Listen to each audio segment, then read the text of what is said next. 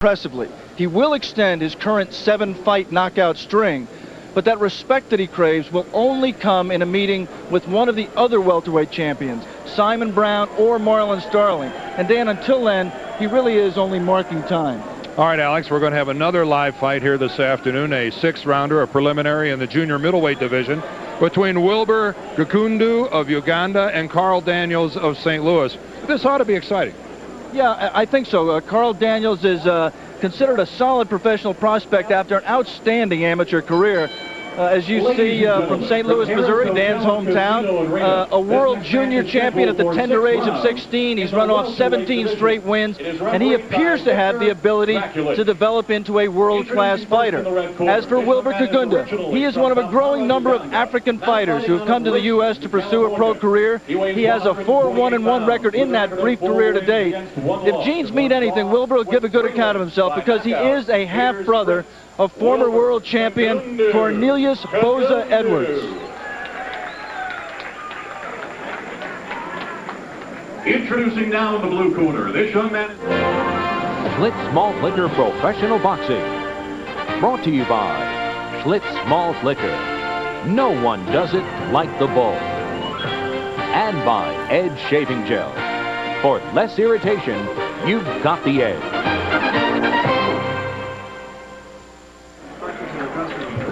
Okay, let's go ahead and take a look at the tail of the tape for this prelim. You see that Kigundu, considerably older than Carl Daniels. Carl Daniels at 151 is a big welterweight, thus this junior middleweight designation. Nevada rules, it's a 10-point must system. The 3 knockdown rule is in effect. The standing 8 is not.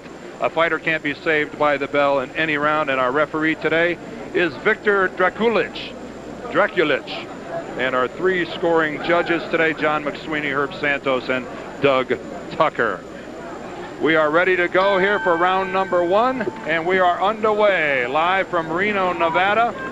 A junior middleweight bout between Carl Daniels and Wilber Kigundu. You see right away, Daniels, the southpaw fighter. You may remember him, people may remember him from the Olympic trials. He was the guy who lost a very narrow split decision, 3-2, to Eddie Hobson.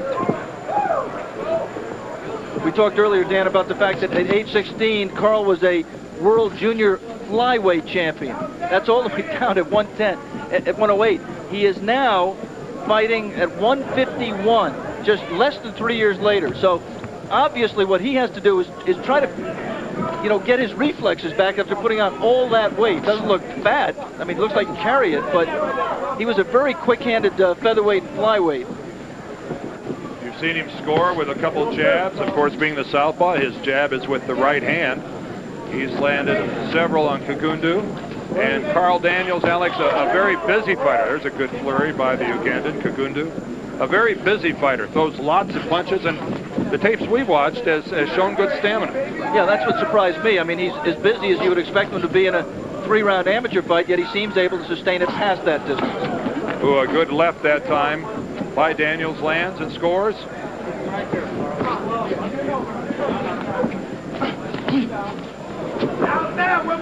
And Carl Daniels from St. Louis, quite an amateur boxing hotbed. We've often talked, Dan, about the adjustments that you make when you turn professional. You have to go the extra rounds, you have to learn how to pace yourself, but you also have to learn to get some power on your punches, to set yourself better. Go, Wilber!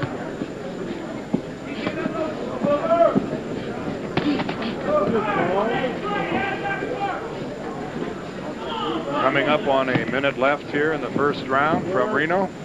Carl, a little bit more. Oh, there's a good jab by Daniels. Yeah, good right jab. I was just saying he was getting a little bit more tentative. That's a lot more posing than I've seen Carl done. Oh, and there is the feint with the right, and the left scores, and it rocks Kigundu, and the left again, right to the forehead of Kigundu.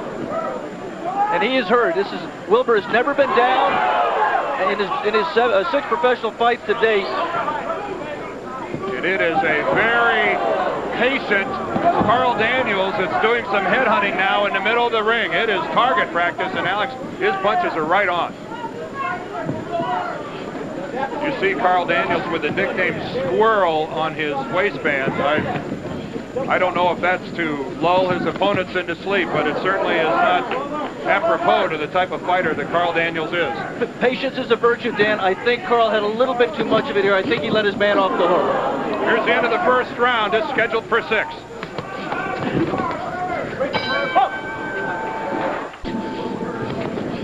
We return to Harrah's in Reno, Nevada here for the second round of this preliminary bout here on our Schlitz Malt Liquor Professional Boxing Series. Dan Deerdorf and Alex Swallow are ringside. Don't forget, coming up later, it's Mark Breland and Aaron Davis for the WBA Welterweight Championship. Oh, a good combination at time by Daniels. And you like to see something right there. Finish with a right hook to the body. Again. Oh, and that jab again caught the Ugandan. And Wilber Kigundu is having a tough go early here, Alex. He's not blocking many of Daniels' punches. He's blocking them, but not with his club. Oh, and there's the left that drops Kigundu. Carl Daniels' punches are as if they're on radar lock. They are right to the head of Kigundu. Very, very accurate. Oh, and that right hand again. Again, a reminder, the 3 knockdown rule is in effect during this fight. So one more knockdown for Kigundu in this round, and it will be stopped. And there's a lot of time left. I was just about to say, but trying to say before he hurt him, that another of the adjustments from the amateurs is learning how to body punch. And it would be, Carl would do a smart thing here if he went to the body of Wilber to set up the knockout punch.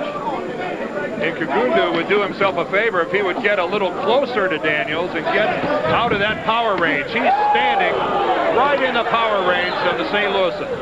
A good uppercut there by Kigundu, who has to survive for a little more than a minute here in the second round. Again, a reminder, one more knockdown and the fight will be stopped. And Kigundu's legs are wobbling. And he's got a problem with his right eye, too. Slice over the right eye. Clean that right eye. One more time, come on, Will. But give credit to Wilber Kigundu. He is well conditioned because he seems to recover. He's back trying, throwing jabs, moving. Go, Wilber, make a fight of it. Not laying down. A little less than 45 seconds left here in the second round. And that's good news for Carl Daniels because it doesn't do him any good to come out and just have a guy that as soon as he hits him falls down. This is a solid opponent, and this is the kind of learning experience that'll be good for Carl Daniels.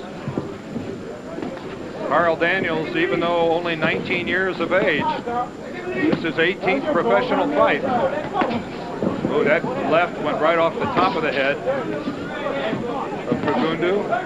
And Kigundu has done a fine job of staying alive. Oh, and Kigundu almost went down. You saw the knees buckle. But still trying. The end of the second round.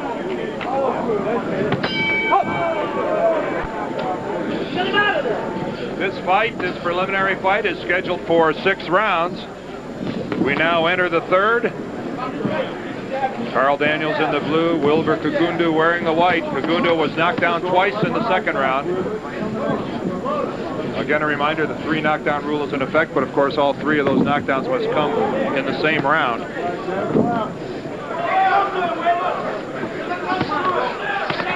So another good right hand lands from Daniels. And then the combination, the right and the left behind it. A reminder that coming up, Mark Breland right there defends his WBA welterweight title against another New Yorker, Aaron Davis. Coming up live here from Reno, Nevada.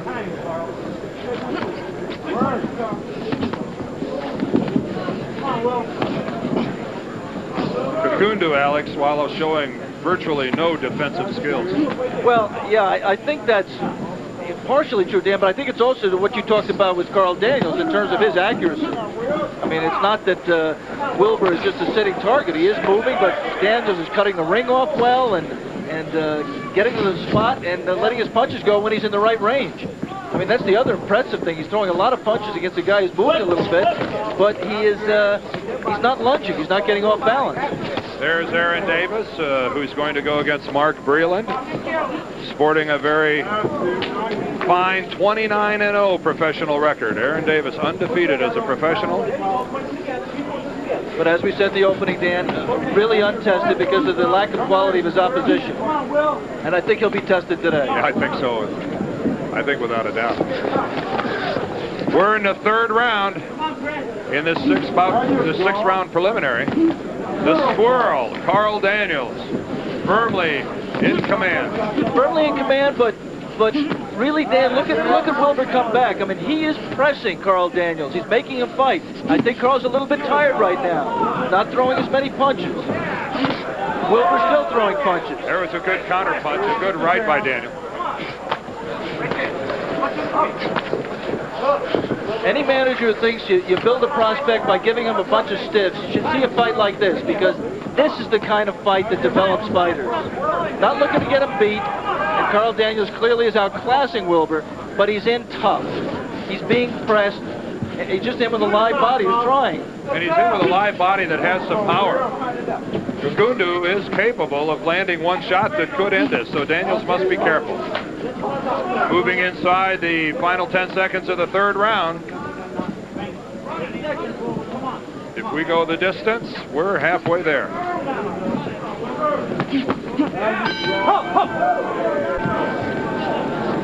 The bell just sounds to start the fourth round. St. Louis and Carl Daniels in the blue goes against Wilber Kigundu from Kampala, Uganda, wearing the white. Clearly the third round was the best for Kigundu. Oh, a good chopping left hand by Carl Daniels right to the chin of Kigundu. That cut is opened up again over the right eye.